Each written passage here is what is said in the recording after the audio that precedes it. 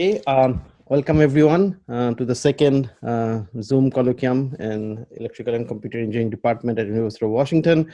We'll probably like to collect some feedback from you how it's going on based on the previous one and today's one. So today we have Professor Rajesh Menon from University of Utah. He directs the Laboratory for Optical Nanotechnologies there. Professor Menon received his PhD from MIT. He combines his expertise in nanofabrication, computation, and optical engineering to impact myriad fields, including super resolution lithography, metamaterials, broadband diffractive optics, integrated photonics, photovoltaics, and computational optics.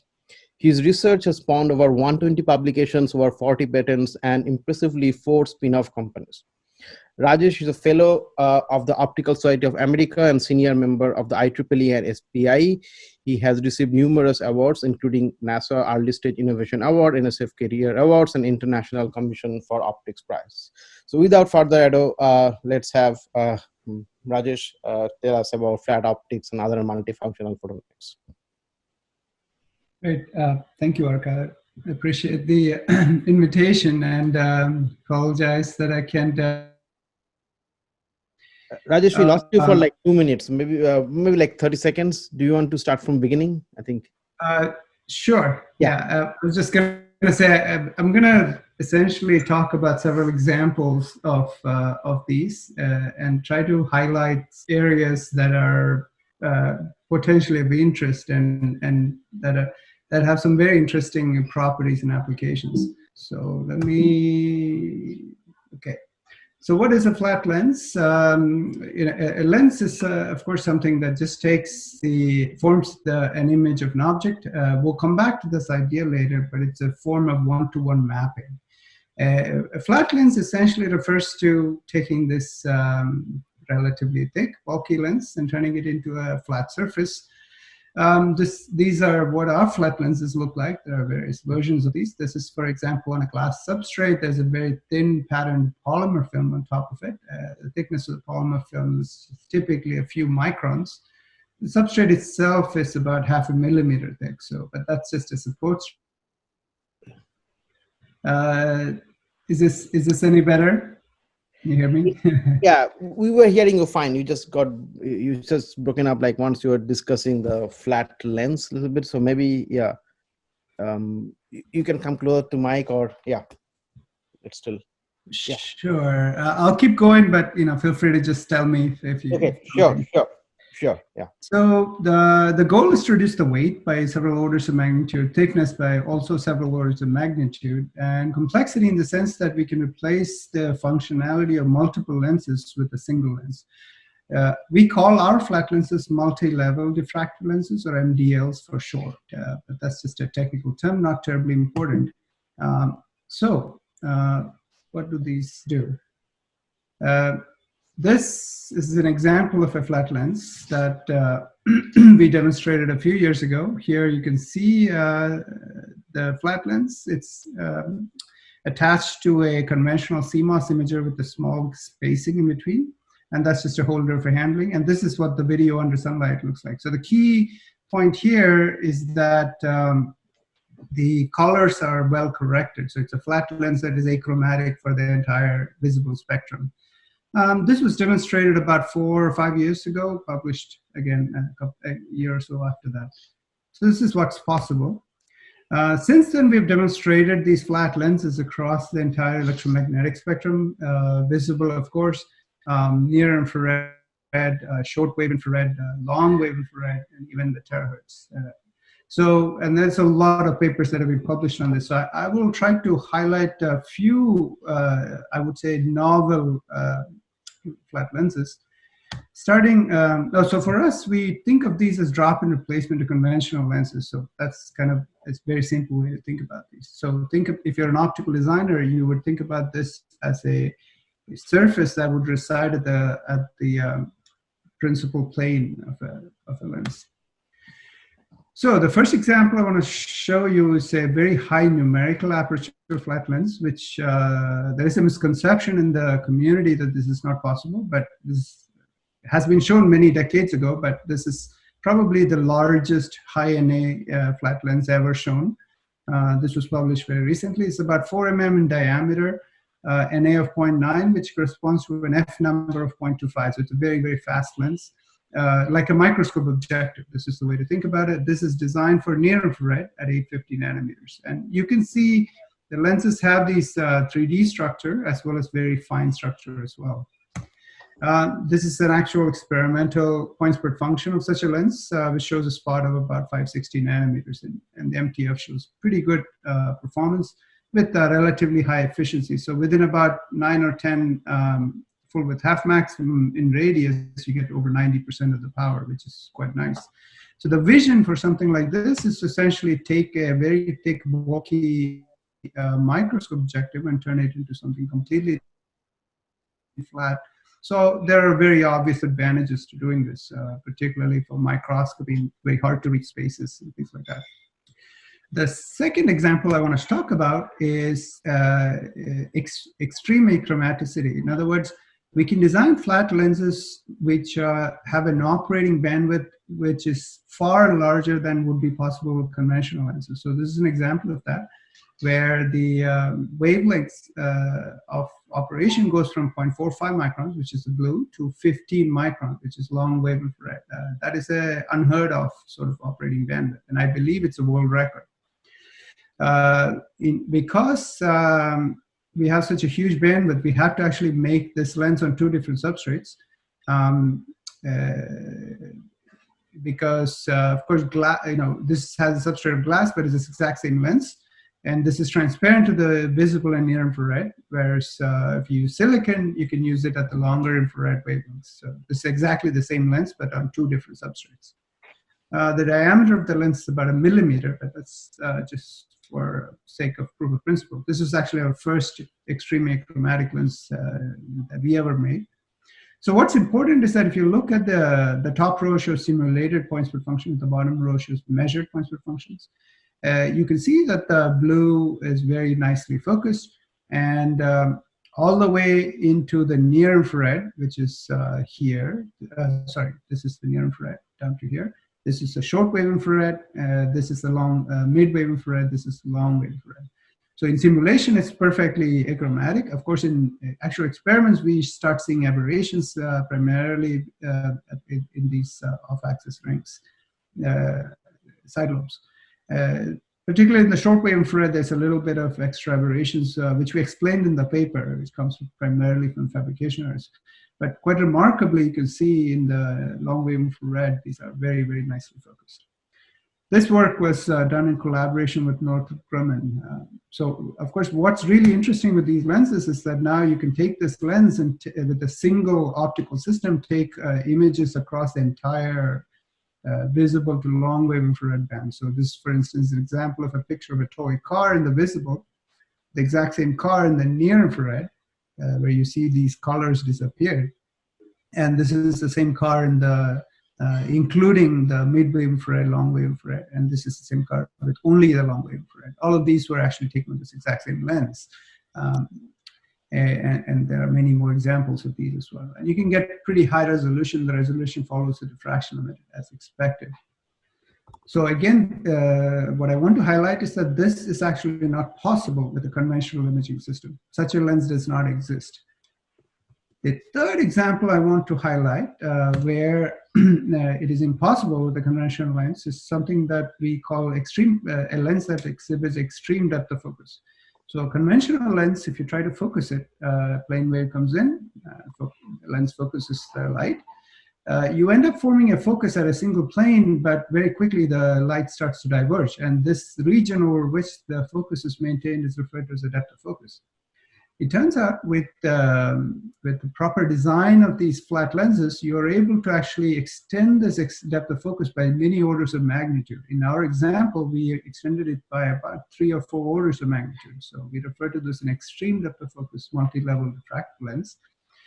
And specifically our lens had a focus which ranged from 5 mm away from the lens all the way to about 1.2 meters away from the lens. So again, this is something which is almost unheard of, and I would claim it's a world record in terms of operating extra depth of focus as well.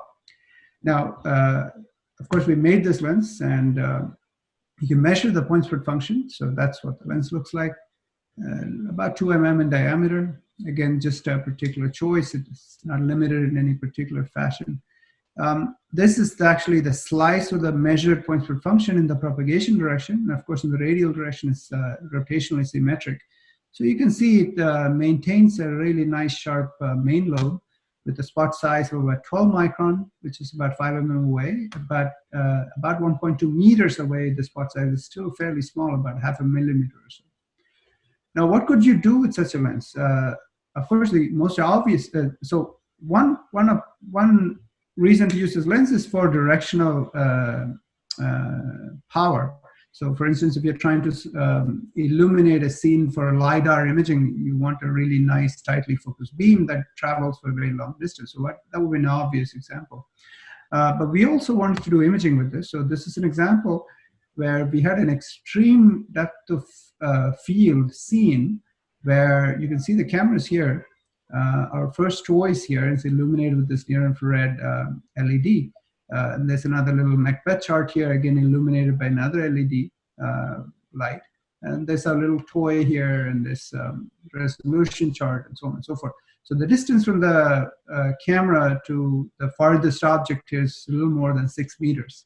And you can see almost all of it remains in focus. So this is again impossible with a conventional lens. So you can see the toy in front is in focus well, the thumb is still in focus. Now, this might look a little blurry to you, but this is still diffraction limited because it's limited by the f number, the numerical aperture of this particular lens that we made. A good way to compare it, but not technically rigorous, is to take this picture of this exact same scene or something very similar with the Google Pixel 3 camera, which is responsive to this near-infrared light. And you can see what happens if you focus on the front toy, everything else goes out of focus as expected. It's not a technically rigorous comparison because the numerical aperture or the f numbers are quite different in this particular example. But you get the idea of what these could be used for. So then the question, the other question to think about is, could we scale this to very large areas? So I won't go into much detail, but the answer is yes. And the way we do this is we actually make a master pattern in photoresist. This is an example of a lens with a diameter of 10 centimeters, the largest we've made so far. But it's in principle, it could be made much larger.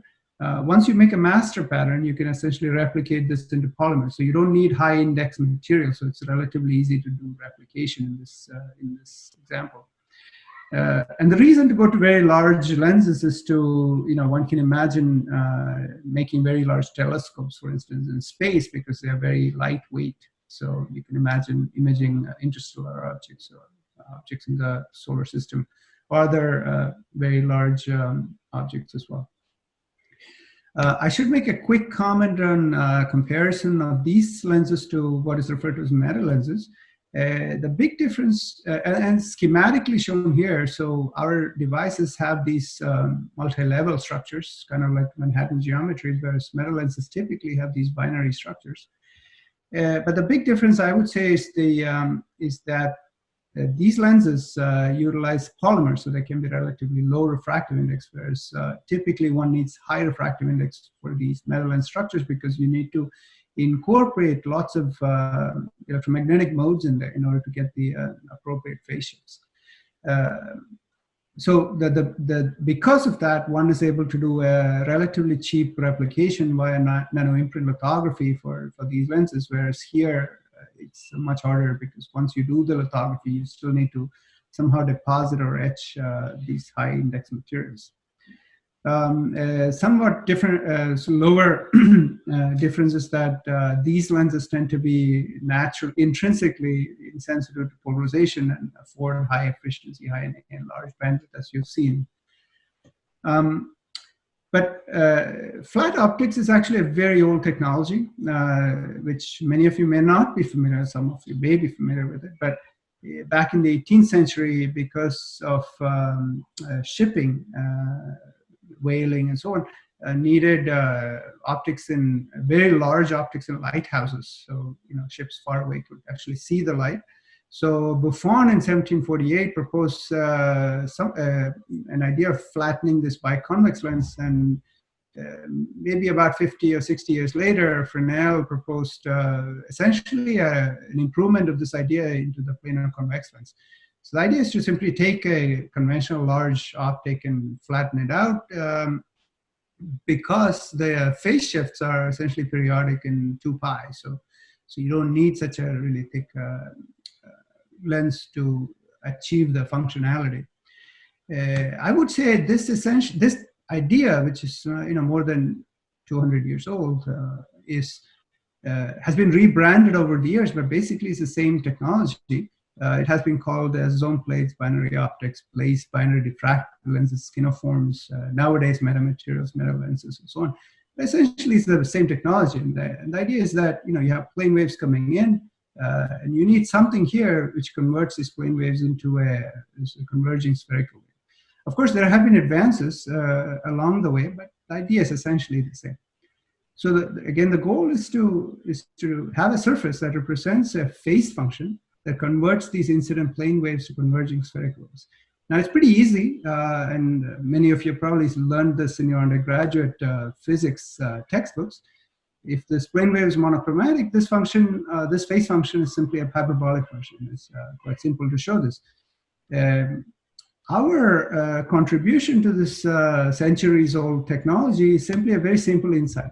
So our contribution is one key insight, that this phase function, requiring it to be a hyperbolic function for an ideal lens, is actually not correct. It's not unique. In other words, this hyperbolic function is not the only function that can achieve it. There are many, many, many other functions which can achieve it. And it's actually very simple you can actually mathematically show this, which we show in this paper, but it's very simple to understand intuitively. And the reason is, if you look at a lens, it converts incoming plane waves into some sort of converging wave, which forms a bright focal spot in the center on the axis. In most imaging cases, only in the intensity is important. So the phase in this plane here is essentially a free parameter. Because Maxwell's equations are time reversible, you can simply apply any arbitrary phase function here with a desired tight focal spot and play the Maxwell's equations back in reverse to compute what the pupil function should be, which is the phase distribution on the lens.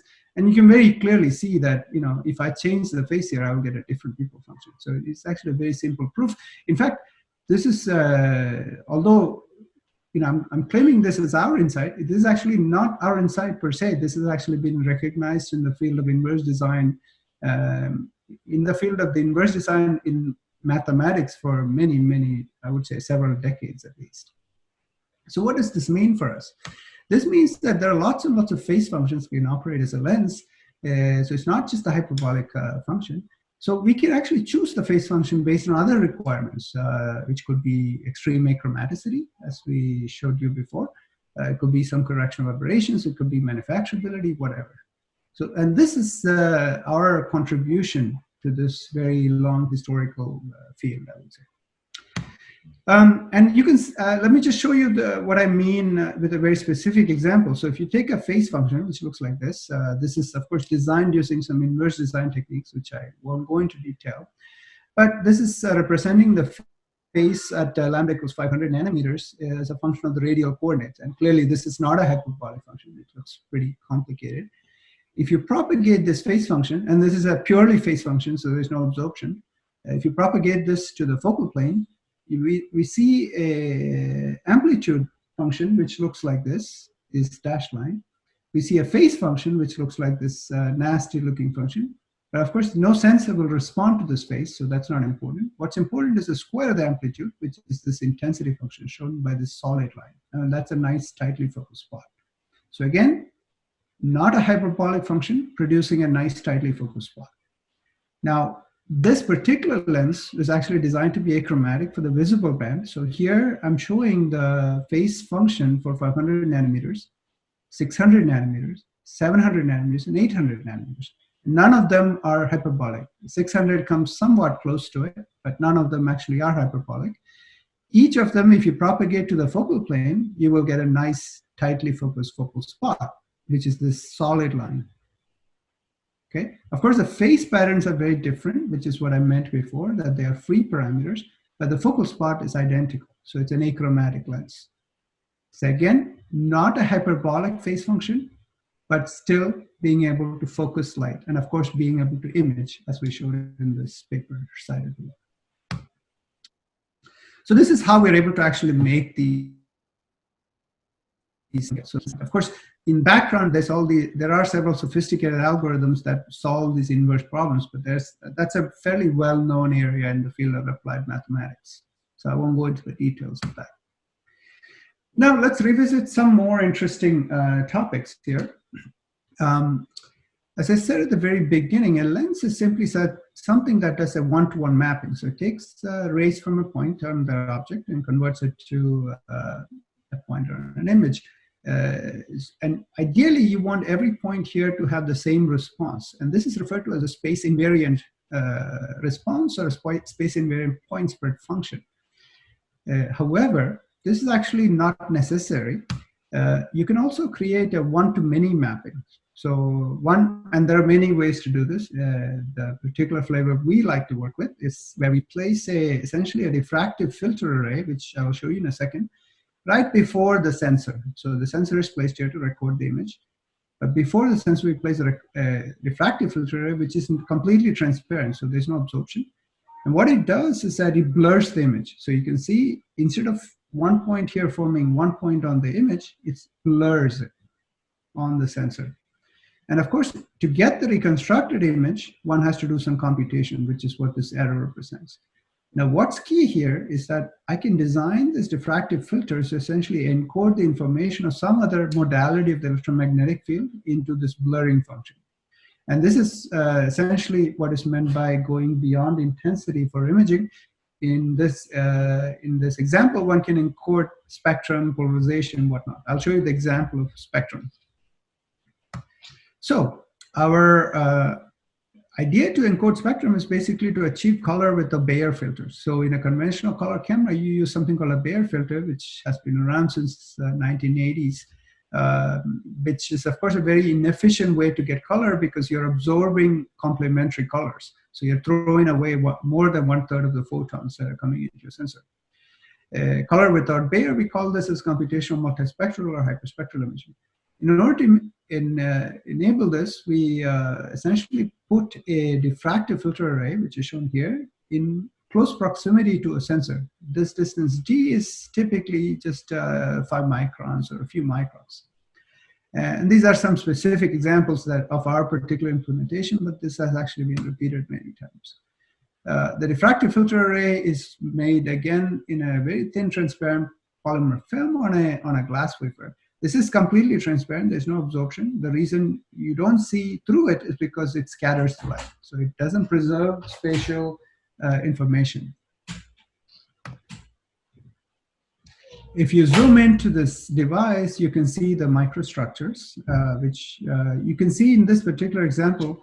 It's made in a periodic fashion. That's why you see these repeated units, but it's designed in a very specific way to engineer the response of a particular point. And then we take this device and incorporate it on top of a sensor with a rotational state, so you have to do some alignment there, you can see. And then you replace it with a conventional, and you put the conventional lens back in place. When you take pictures with this, because the sensor does not have a Bayer filter, it's a monochrome sensor, the images you get are completely black and white. However, by applying appropriate computational techniques, you can actually extract the full hyperspectral image. And I won't go into the details of this, but I will just show you an example. So this is an example of an emulated RGB image of a experimentally obtained image of 2 strawberries taken with our camera.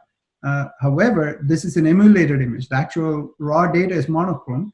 And from the monochrome image, we're actually able to get these slices which represent the spectral data. So it's a 3-dimensional data cube from which you can emulate an RGB response.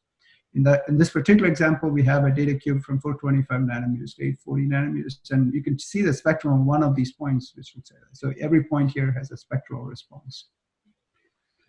Okay. And this technology is actually being commercialized with a startup company from my lab, where the goal is to make, this is of course very fast because you can now do this with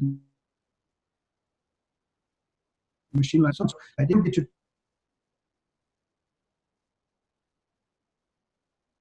detecting brightness of vegetables, or even looking at some cancers and things like that as well. So what happens if we remove the lens in this particular system? So you saw the sensor before, which had this refractive filter array on top of it. Even several years ago, we actually showed that if you remove the lens, you can still compensate with computation. So in this example, we had a raw image, which looks like that. And we had a reconstructed multispectral image, which looked like that. So as you can see, it's a rainbow with different colors. These are, in this particular example, we had 5 color channels. And putting these color channels together, you get a reconstructed RGB image. Now, why do this? As I said before, here the goal is we are trying to get not just spectral information, but we're trying to get color information without absorption.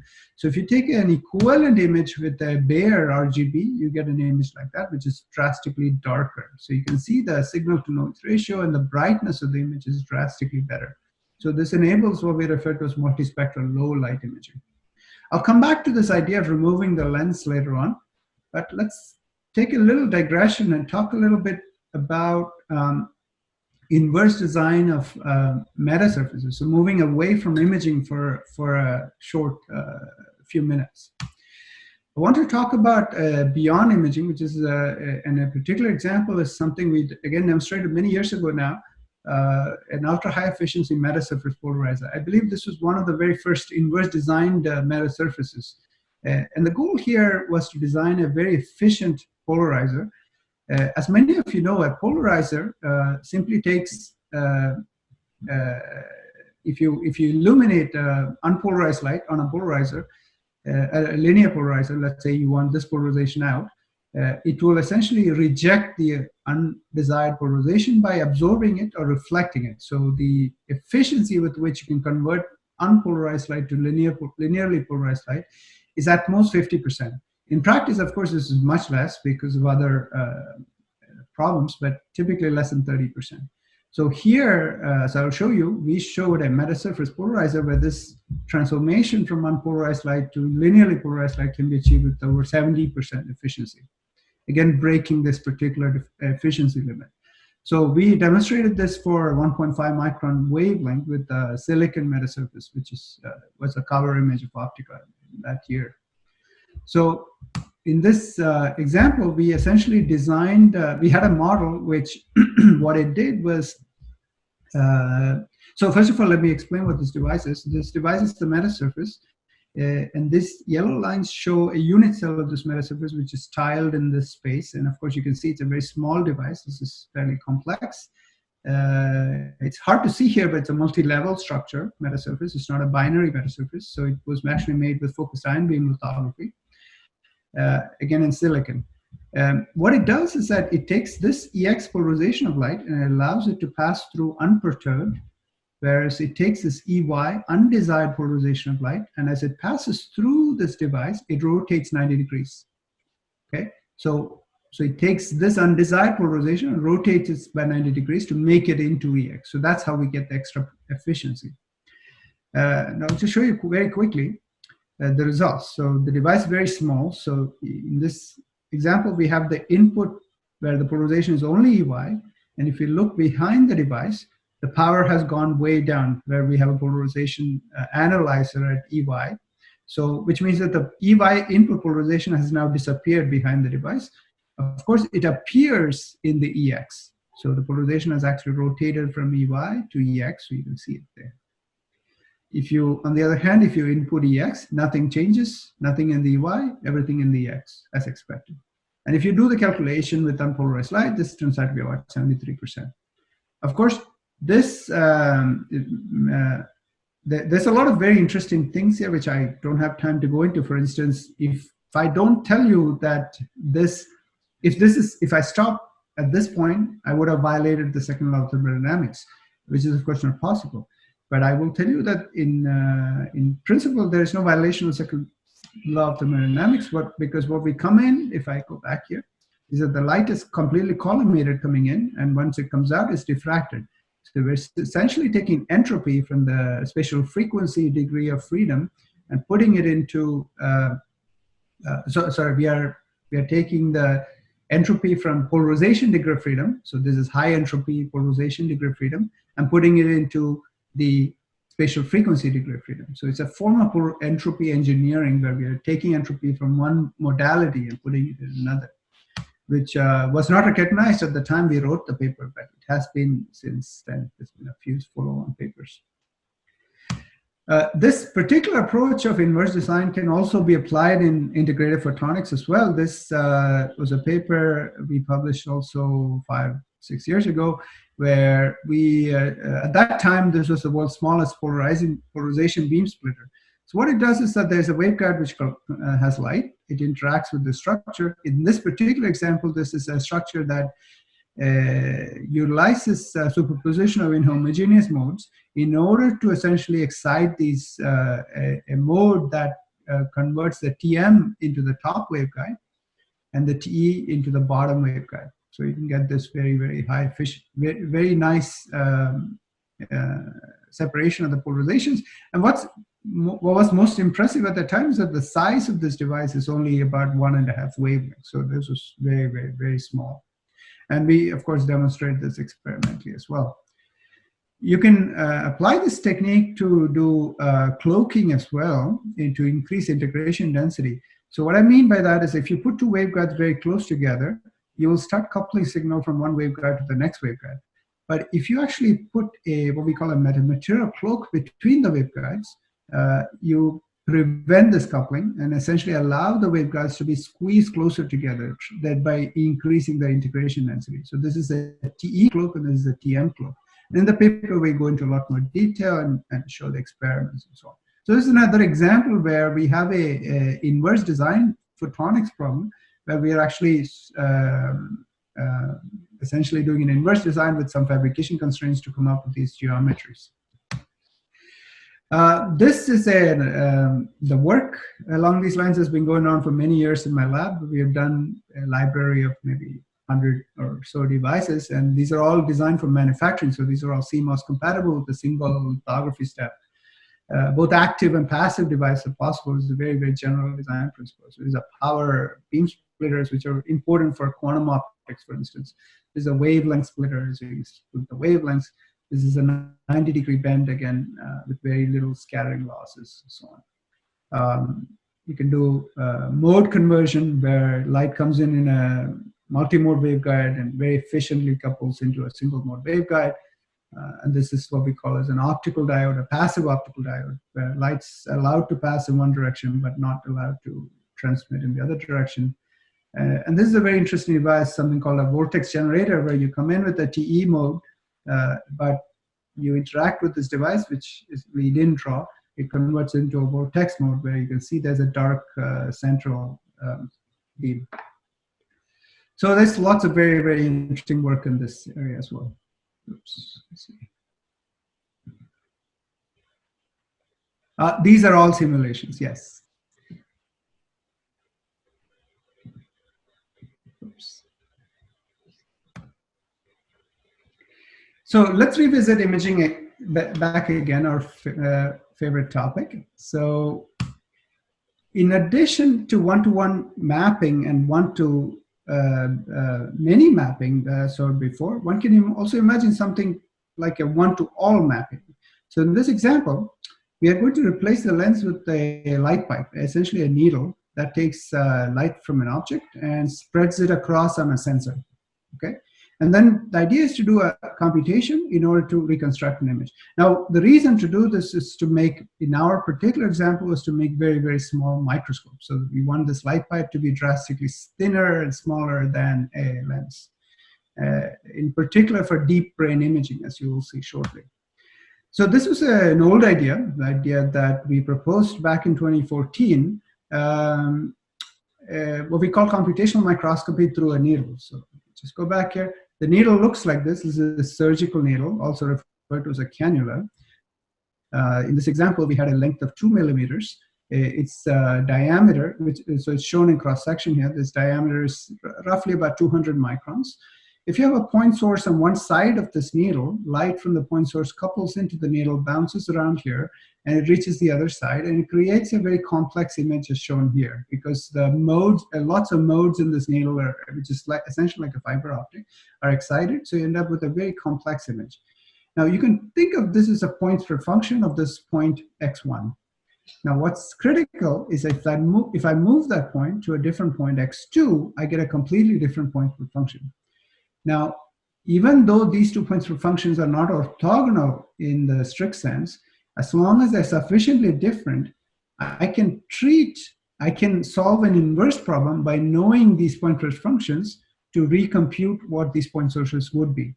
And by knowing that any incoherent object is a linear combination of incoherent point sources, I can simply solve a, excuse me, a linear algebraic problem to solve this inverse problem. So what I mean is, for instance, if I have an object here, which is this letter 1, digit 1, if the light comes from here, it goes to the other side and forms this very complex looking pattern. But because this is a linear combination of all these point-per functions, I can solve essentially a demultiplexing problem by using linear algebraic techniques. Of course, it's a little more complicated because it's a very ill-conditioned matrix, so you have to use some versions of regularization, which is described in these papers. So we wrote a series of papers here, as you can see. And you can, I call this an unscrambling algorithm. There's essentially a regularized inversion of a ill-conditioned matrix. You end up being able to reconstruct the image of the 1 here. And the resolution here is about 1 micron. Now, you can also apply this to computational refocusing. So imagine you have an object 2 here, which is very close to the cannula or the needle with z equals 0 microns. And of course, you can reconstruct it, as I said before. But if you move it further away, let's say 200 microns away, the reconstruction becomes very bad because you're essentially defocused. But it turns out if you're able to calibrate over a volume here, you can actually correct for these and essentially recover details of the object as well. So these are quite nice and recognized pretty early on. Now, as I said before, our goal was to perform deep brain imaging with minimal tissue damage, minimally invasive imaging, particularly for a mouse brain. So typically, this is done with a grain lens-based endoscope or fiber, which has a diameter of about 500 microns. We want to essentially reduce it by at least half, to about 220 microns, about 80% reduction in volume. It reduces trauma in the brain. And also, we want to make it very consistent with the existing commercial probes that are used for optogenetics. So this is an example of what happens is that the skull is removed, a small portion of the skull is removed, and this needle can essentially be surgically inserted as deep as you want into the mouse brain. And light can be channeled both in and out. So this is what our microscope schematic looks like. So we have this cannula, which is of course not drawn to scale. This is much smaller than the sample. This is the mouse brain or the mouse. It's inserted into the brain. And then we have essentially a simple objective, long working distance Mitutoyo objective, which essentially images the surface of this cannula back to a CCD camera there, or an SCMOS camera. And these are fluorescence microscopes because the mice are genetically modified to express proteins that will fluoresce under excitation. So we have an excitation light that comes in with a dichroic mirror from the side. This can either be a 561 nanometer laser, which is used for GFP, or it can be, which is used for red fluorophores like TD tomato, M cherry, and so on, or blue laser, which is also used for GFP. So we have two types of systems. And this is what the results look like. So here you can see a photograph of a brain that's removed from the skull, an actual mouse brain. And here you can see the cannula, which is just prior to being inserted into the brain. And this is after it's inserted into the brain. And you can see it's glowing in green because this is the 561 nanometer excitation light. The fluorescence is expressed in red, and it comes back through this light channel back up into the camera here. And these are reconstructed images of TD tomato labeled microglia cells, which are not neurons, but a different type of cells in the brain. In this particular case, our collaborators were interested in learning the influence of microglia on the on repair of brain damage. But anyway, so here, this is a depth of 0.6 millimeters, which is already quite deep for a mouse brain. This is almost a millimeter, and this is 1.5 millimeters, so 1.8 millimeters. So these are very, very deep samples. In comparison, these are 2-photon images, which is the other state-of-the-art approach, where you can see very low resolution, very noisy images, but these are only 200 microns down the surface, whereas these are millimeters down. Of course, our goal is to perform this imaging not in a brain, but in an actual mouse that's awake and behaving. So we have a system which looks like this, where the mouse is head restrained, but otherwise free, but not free to move, but free to react to stimuli, visual stimuli, auditory stimuli, taste, and so on. And you can get images. So this is what you see on with the cannula image, and this is a bright field image. This is on the surface, so you can see something, and this is the 2-photon image. This is GFP, and a particular immune cells expressing GFP.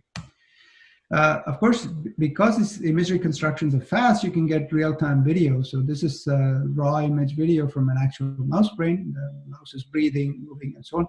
And here you can see the reconstructed images as well. It's very, very fast. It's 50 milliseconds per frame, just on a standard desktop. Can be much faster with neural networks nowadays. So today we actually apply, so these were all done with solving a linear algebraic problem. So this is essentially a regularized matrix inversion problem. But nowadays you can do this with neural networks. We published a paper very recently. We can take a raw sensor image like this and essentially train a network to reconstruct the neurons. So these are cultured neurons expressing GFP.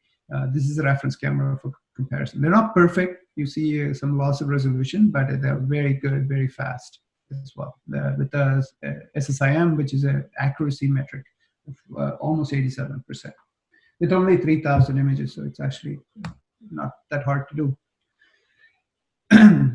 The last topic I want to talk about is to extend this idea of one-to-one mapping to essentially one-to-all mapping with no optics. So essentially removing all forms of optics, just allow the light to propagate directly to a sensor.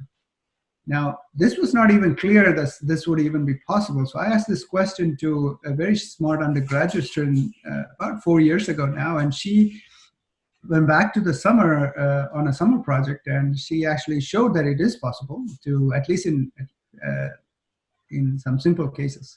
So let me show you 2 examples. What I again mean is to remove all the optics is simply to use a conventional image sensor, which looks like that. So there's no optics at all, and simply point this out into the world. And of course, when I say the world, we have some very restrictive objects, and this is what the raw sensor data looks like. It's a video. Obviously, it has no meaning to us as human beings. But if you train a network to actually solve this inverse problem, or again, a linear algebraic approach, you can actually reconstruct the actual image, which looks like that. So this is recognizable by a machine and can be translated into this for a human to recognize. And indeed, this is a reference video of the object, just to prove that these 2 things are the same, because this was taken with an iPhone, which actually has a lens. This was published again 3 or 4 years ago now. And since then, we can actually do classification on the optic-less data as well. So classification in machine vision is very common nowadays. So in other words, if you have an image of a digit 3, you can easily train a network to essentially understand that this is the digit 3. The question we wanted to answer was, could we take a raw image from an optic-less camera and do the same sort of classification? And the answer is yes. And we showed this also actually several years ago now. The date is not quite right, so I think it's 2017, but anyway, with very high accuracy with 2 digits, and as you increase the number of digits, the accuracy drops a little bit, but very close to human level of accuracy can be achieved. So this means this is classification accuracy. In other words, can a machine recognize that this image represents the 3, for example. So this leads to very interesting questions like application-specific imaging, where you're looking at very specific things like a stop sign or traffic signals. We can also image, more recently we also showed that we can image very complex objects like QR codes. So this is a reference image, and that's what the sensor sees, and that's a network output. It's not perfect, it's not perfect enough to be able to use these QR codes, but they are close enough in the sense that you can get almost 90% sort of SSIM accuracy.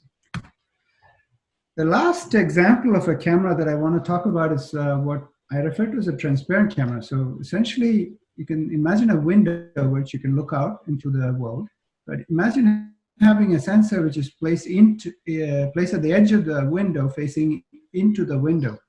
And the question is, could we collect a small fraction of the photons that are passing through this window, which get trapped in this glass or plastic, and gain some information about the object outside? This is what our experiment looks like. Our object is this very simple LED array. Our window is simply a plexiglass sheet, and that's our sensor. And you can see some of the light is actually trapped here in the glass window. You can see a little bit of reflection right there. And of course, it's transparent. You can see right through the window. And if you look in a little more detail, we actually we put these reflective tapes on the edges of the window to essentially maintain the light trapped inside as much as possible, and roughen one edge of the window which is facing the sensor to maximize extraction of light from the window. And that's our object. This distance can be varied, as you see in this picture. This is much farther away, and so on and so forth. The idea is that most of the light passes through the window, but a very small fraction of the light essentially hits these structures and get into the sensor, and they can also be trapped by multiple reflections. And these are results. If you put a reference U, this is what the image sensor sees, and this is what you can reconstruct. Of course, it's very noisy, but it still works, which is quite remarkable. You can do this in color and video as well. So because we have a color sensor, you can do green videos, red videos, and things like that. You can also do something quite remarkable where you can replace that LED array with your iPhone LCD screen, and it still works more or less. So you put this U on the screen, that's what you can see on the sensor. You can reconstruct the U. It's not great. You start losing SNR, but still you can kind of recognize it. Yeah, and you can also do it in color as well. Of course, just like before, deep neural networks can perform the classification reconstruction. This is a paper we just published very recently with where the distance between the object and the window is quite big, 25 centimeters in this example. And you can reconstruct the EMNIST data set. So these are handwritten digits, and you can reconstruct them with a mean average error of about 10% or so, which is quite good considering it's so far away. But even more interestingly, we explored something which has not really been explored very much in the machine learning community, which is that could you do classification from the raw sensor data, which as I showed before, we can do. Here we showed that you can actually take the raw sensor data and directly do classification instead of going through a reconstructor and then doing classification. Both work, and both work roughly equally well as well. So to summarize, imaging, hopefully I've shown you that imaging is essentially a transfer of information. It can be in the form of a one-to-one mapping where the spatial information is preserved. Of course, you can apply computation here as well. I can have a one-to-many mapping where you essentially encode information from other modalities of or other modes of the electromagnetic field. Sorry, other dimensions of the electromagnetic field, so like spectrum of polarization and so on, into a diffractive filter, which creates these space variant PSFs, which you can again recover with computation. This computation, of course, involves a space variant PSF, so it's not a simple deblurring problem or a simple deconvolution problem, for those of you who come from computer science. Or, of course, the extreme of this effect, this idea is a one-to-all mapping where there's no optics at all, and then, as I showed you, in principle, for at least some of the objects, you can do computation and recover objects. And at this point, I'll stop and take questions. But before that, I should thank a wonderful group of students who worked on this project over the years, and several funding agencies with whom we've been fortunate to work with, support our work. And of course, we're always seeking motivation in our EU students who are interested in working with us. But I'll stop here and take questions. Thank you. Hopefully the audio wasn't too bad. No. I think there are a few times it was patchy, but I mean, that's expected. Yeah, thank you for a very wonderful talk. So I think there's already a question from Professor Hannaford. So does it have to be a planar image? And I guess you were talking about the one that's in the transparent camera. Does it have to be a planar image? Sorry, let me look. So, yeah, I mean, Blake, do you want to speak up like what you actually meant? Well, it seems in these examples, we see an image in an LED array or on a screen. I mean, this is just really cool. I'm excited by it. Oh, that's a great question. If it has to be a planar image to be picked up by your algorithmic correction. Yeah, that's a wonderful question, and I don't have a good answer for you, but my intuition is that no, because we have actually we have a paper we're working on now where we repeated these experiments where this distance actually has been changed, and there is of course some limitation to what you can do, but if you are able to get enough training data, you can actually do non-planar images or objects as well. In other words, an actual object like a Lego toy or something like that. So in principle, yes, but I would say I'm cautiously optimistic. Thank you. And it's also, remember, this is always a trade-off with SNR, because you end up with these sorts of, if you look at these, yeah, you can see these raw images, of course, have, what's happening is the signal from every object point is kind of spread out, which means that the signal to noise ratio per pixel is very low. So you need really low noise. Ideally, you need very low noise sensors to make this work, because at the end of the day, the computation can only do so much. Especially if there are not sufficient priors available. Okay. Any other questions? You can raise your hand, you can unmute yourself or put it in the chat. Oops, sorry. So yeah, when people think, let me ask one question. So this cannula microscopy that you showed, is it somewhat similar to this multi-mode fiber-based simulator? There's some work from Dimitri Saltis where they've just put the multi-mode fiber. Is it similar or? Yeah, no, it's very similar. So I'm very familiar with Dimitri's work.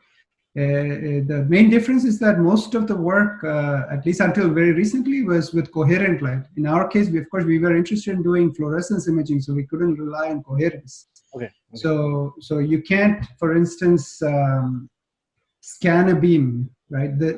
So I have a laser here, but imagine we also have a blue LED. So this is not necessarily coherent. In fact, even though I have a laser here, we actually have a diffuser to get rid of the temporal coherence, which means that I cannot scan I cannot put a spatial light modulator and scan a spot here, which is kind of what the EPFL does. Yeah. So we don't rely on coherence. The output and input have to be incoherent to some extent for this to work. Because again, we are relying on this idea that any incoherent object is a linear combination of incoherent point sources. If you don't rely on this, if you have temporal coherence, this assumption breaks down, and then you have to deal with phase, and that becomes a little more complicated. Okay. Good. Is there any other question from the audience? Hi, I have a quick question. Yeah. Yeah, so in the flat lenses, it seems the lenses, the lateral size has to be big. Does that imply that you sort of compensate the depth by using a larger lateral size compared to the conventional lenses? No, you mean the aperture? You mean this diameter? Yeah, just the lateral size is that okay? This is a 3 millimeter. In one of the example, you show a really large one. So because it will be harder to make a similar size using just a conventional glass lenses, right? So do you gain power in sort of just the lateral dimensions? Yeah, so the way to think about this is that the aperture size is determined by the numerical aperture that's desired in an optical system, or the F number. So it's exactly the same as a normal lens. So this diameter would be the same as an equivalent effective thin lens approximation of a conventional refractive lens. The size, of course, it depends on what you're trying to do. So if you're trying to make in this example where I showed very big lenses, here we are interested in making large telescopes, right? Okay. So this, you want to make meter size. However, you might want to, we've also made, I don't have pictures here actually, but we have also made micro lenses for light field imaging, for instance, right? Or displays and so on. So, but that's just a matter of what's the optical system you're trying to apply this to, I suppose. Okay, thanks. Okay, so I think we're kind of running out of time. So unfortunately, Professor Menon doesn't have, like, due to this whole offline or online meeting, he doesn't have time to meet today. But if you are interested, please feel free to reach directly to him or to me, and I can put you in touch with Professor Menon to schedule another, like, kind of a one-on-one meeting that generally we have when someone actually visits here. So yeah, okay. So Emily, do we need to do anything else, or we should just wrap it up? I think that's about it. And then I just stop recording, and then everyone can be on their way. Okay, thank you. Thanks very much. I'll start the other meeting in a minute. Okay, sounds good. My email's on my website if anyone has questions, or if they're interested in the papers, they're all there as well. Okay. Thank you so much. Take care. Thank you. Bye.